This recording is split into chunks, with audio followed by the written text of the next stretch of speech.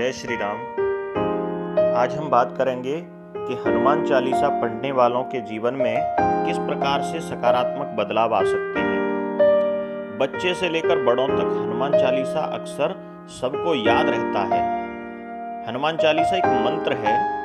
मंत्र का एक नियम है कि जैसा लिखाया और बताया गया है बिल्कुल वैसे ही रूप में उसका उच्चारण करना चाहिए। उसमें किसी अक्षर या किसी शब्द की कोई मिलावट नहीं करनी चाहिए, जोड़ना घटाना नहीं चाहिए, अन्यथा उसकी शक्ति विनाशकारी हो जाती है। जैसे मैं एक उदाहरण देता हूं कि एक पंक्ति में लिखा है कि रामचंद्र के काज संवारे। तो एक व्यक्ति ने कहा कि रामचंद्र जी के काज संवारे। इसका अर्थ हुआ कि उन्होंने जो ओरिजिनल हनुमान चालीसा है उसके एक शब्द में कुछ मिलावट कर दी, तो यह मंत्र खंडित हो गया। कुछ लोग तो हनुमान चालीसा के बीच में कुछ भजन भी गा लेते हैं, लेकिन अनेकों साधु संत एवं महापुरुष ये बताते हैं कि हनुमान चालीसा अथवा किसी मंत्र में कोई मिलावट नहीं करनी चाहिए। आइए अब इसके बारे में बात करते हैं कि इसके चमत्कारिक प्रभाव क्या हैं। पहले चमत्कारिक प्रभाव के बारे में बताएं तो कोई भी शक्ति अथवा विद्या प्राप्त करने के लिए केवल पुरुषार्थ की आवश्यकता नहीं होती, देवीय कृपा की आवश्यकता होती है। इसलिए जब बच्चे का पढ़ाई में मन ना लगे तो हनुमान चालीसा की यह पंक्ति उस बच्चे को पढ़ाई में उत्तम बनाने के लिए सहायता करती है। बल बुद्धि विद्या देहु मोहे हरहु कलेश विकार।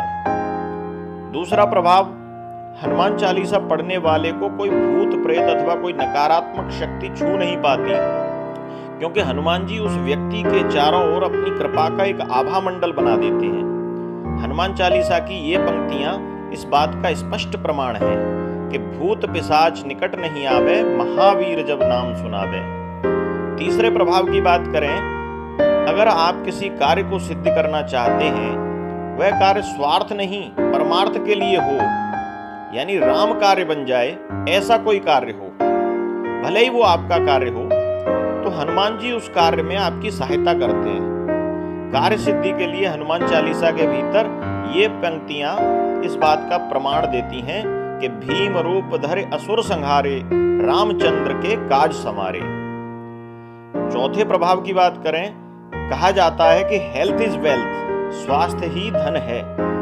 अगर स्वास्थ्य चला गया तो व्यक्ति का किसी प्रकार कार्य में मन नहीं लगता, वह अधिकतर बीमारी से लड़ने में समय व्यतीत कर देता है, फिर उसे अन्य किसी कार्य करने में समय मिलेगा नहीं। इसलिए या तो वह रोग हो ही नहीं, या फिर किसी कारण से हो भी जाए तो उससे जल्दी से जल्दी छुटकारा मिले। इसके लिए हनुमान चालीसा का निरंतर पाठ करना चाहिए। और हनुमान चालीसा की ये पंक्तियां रोग से छुड़ाने में मदद करती हैं। नासै रोग हरै सब पीरा, जपत निरंतर हनुमत बीरा। पांचवें प्रभाव की बात करें तो जीवन में आगे बढ़ते हुए, संघर्ष करते हुए कुछ अच्छे क्षण कुछ बुरे क्षण आते हैं। कई बार संकटों में हम असहाय महसूस करते हैं। यदि हम हनुमान चालीसा का नित्य पाठ करेंगे तो संकट से निकलना बड़ा आसान हो जाएगा। हनुमान चालीसा की ये पंक्तियां प्रमाणित करती हैं कि ऐसा संभव है। संकट कटे मिटे सब पीरा, जो सुमिरै हनुमत बलबीरा। और एक पंक्ति और है, संकट ते हनुमान छुड़ावे, मन क्रम वचन ध्यान जो लावे। छठवें प्रभाव की बात करें, आप या आपके परिवार का कोई भी सदस्य किसी बुरी संगत में किसी कारण से पड़ जाता है और उससे सब प्रकार की परेशानियां पैदा हो रही हैं, तो हनुमान चालीसा का पाठ करना चाहिए।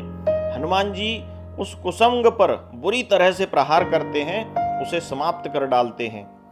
हनुमान चालीसा की ये पंक्तियां इस बात को स्पष्ट करती हैं, महावीर विक्रम बजरंगी, कुमत निवार सुमति के संगी।